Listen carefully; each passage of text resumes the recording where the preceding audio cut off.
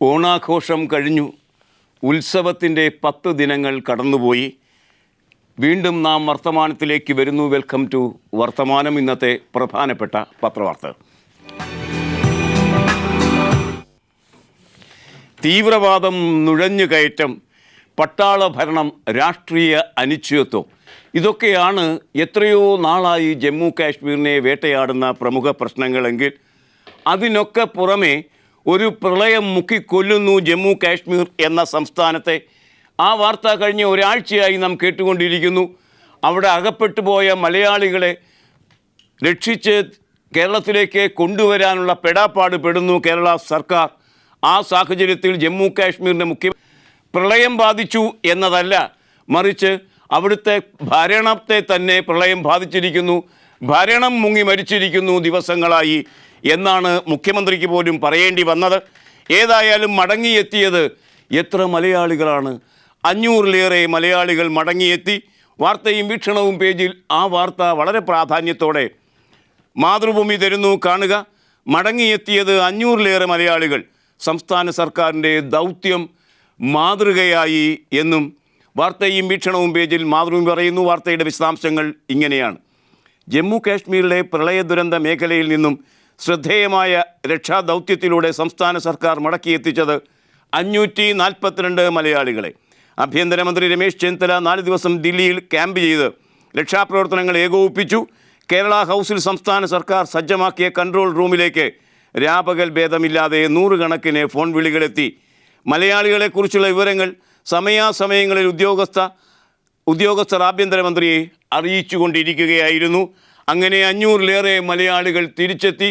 ഇനി അവിടെ മലയാളികൾ ബാക്കിയുണ്ടോ എന്ന കാര്യത്തിൽ നമുക്ക് സംശയമുണ്ട്. അങ്ങനെ ഉണ്ടെങ്കിൽ തന്നെ ഒരു ദമ്പതിമാർ 2 പേരൊഴിച്ച് ബാക്കി എല്ലാവരും രക്ഷപ്പെടുത്തപ്പെട്ട് കഴിഞ്ഞിരിക്കുന്നു എന്നാണ്. കാശ്മീരിൽ നിന്ന് വെള്ളത്തിനടിയിലായ മുഴുവൻ ഭരണവും വെള്ളത്തിനടിയിലായി പോയിരിക്കുന്നു എന്ന് മുഖ്യമന്ത്രി തന്നെ പറയുന്ന കാശ്മീരിൽ നിന്ന് നമ്മെ തേടിയെത്തുന്ന ഏറ്റവും പുതിയ വാർത്ത അതാണ് ഇന്ന് മാതൃഭൂമി നമുക്ക് തരുന്നത്. ബാർ എന്ന പ്രശ്നത്തിൽ ഉടക്കി നിൽക്കുകയാണ്.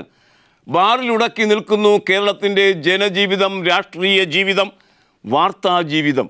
ആ സാഹചര്യത്തിൽ ബാർ കേസിനെ സംബന്ധിച്ച ഒരു വാർത്ത അതേ പേജിൽ മാതൃഭൂമി തന്നിരിക്കുന്നു. അതിങ്ങനെയാണ്: ബാർ കേസ് നാളെ സത്യവാങ്മൂലം നൽകും. രാഷ്ട്രീയ കളരിയിൽ നിന്ന് ബാർ എന്ന പ്രമേയം പ്രശ്നം ഇപ്പോൾ കോടതിയിൽ, പ്രത്യേകിച്ച് സുപ്രീം കോടതിയിൽ എത്തിയിരിക്കുന്നു. ഹൈക്കോടതി താണ്ടി സുപ്രീം കോടതിയിൽ എത്തിയ കേസ് വീണ്ടും ഹൈക്കോടതിയിലേക്ക് തിരിച്ചു വരുമ്പോൾ ബാർ കേസ് നാളെ സത്യവാങ്മൂലം നൽകും. സർക്കാരും സുപ്രീം കോടതിയിലെ അഭിഭാഷകരെ രംഗത്തിറക്കും എന്നാണ് ഈ വാർത്ത നമ്മോട് പറയുന്നത്. വാർത്തയുടെ കൗതുകകരമായ വിശദാംശങ്ങൾ ഇങ്ങനെയാണ്: ബാറുകളുടെ ലൈസൻസ് റദ്ദാക്കാനുള്ള സർക്കാർ തീരുമാനത്തിനെതിരെ ഒരു വിഭാഗം ബാറുടമകൾ സുപ്രീം കോടതിയിൽ നൽകിയ കേസിൽ സർക്കാർ ചൊവ്വാഴ്ച സത്യവാങ്മൂലം സമർപ്പിക്കും. സർക്കാരിൻ്റെ മദ്യനയത്തിൻ്റെ ഭാഗമായാണ് ബാറുകൾ പൂട്ടാൻ തീരുമാനമെടുത്തത് എന്ന് സത്യവാങ്മൂലത്തിൽ വ്യക്തമാക്കും. സർക്കാർ ബാർ കേസിൽ ആദ്യമായി ഹൈക്കോടതിയിൽ വാദിക്കാനായി സുപ്രീം കോടതി അഭിഭാഷകരുൾപ്പെട്ട പട്ടിക തയ്യാറാക്കി.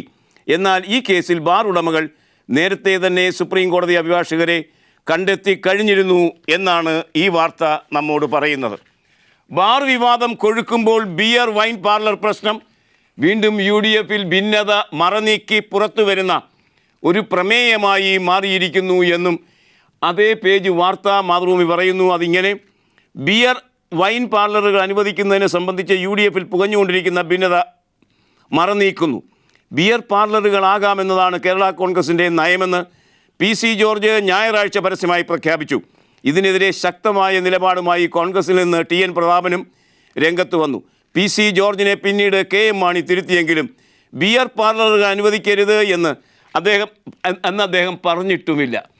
ഏകദേശം ബാർ പ്രശ്നം പരിഹരിക്കപ്പെടാൻ സാഹചര്യം ഒരുങ്ങുമ്പോൾ ഒരുപക്ഷെ സുപ്രീം കോടതി ബാർ ഉടമകൾക്ക് അനുകൂലമായി വിധി പുറപ്പെടുവിക്കുന്ന സാഹചര്യം നിലനിൽക്കുന്നപ്പോൾ ഈ ബിയർ വൈൻ പാർലറിൻ്റെ പ്രശ്നം മുന്നോട്ട് വരുന്നത് ഒരുപക്ഷെ സുപ്രീം കോടതി വിധി ബാർ ഉടമകൾക്ക് അനുകൂലമല്ലെങ്കിൽ അവർക്ക് ബിയർ വൈൻ പാർലർ നൽകിക്കൊണ്ട് സെക്കൻഡ്സ് വിൽപ്പനയെങ്കിലും പ്രോത്സാഹിപ്പിക്കാനുള്ള അബ്കാരി തന്ത്രം രംഗത്ത് വന്നിരിക്കുന്നു എന്ന് മാത്രമേ ഈ വാർത്തയിൽ നിന്ന് നാം വായിച്ചെടുക്കേണ്ടതുള്ളൂ.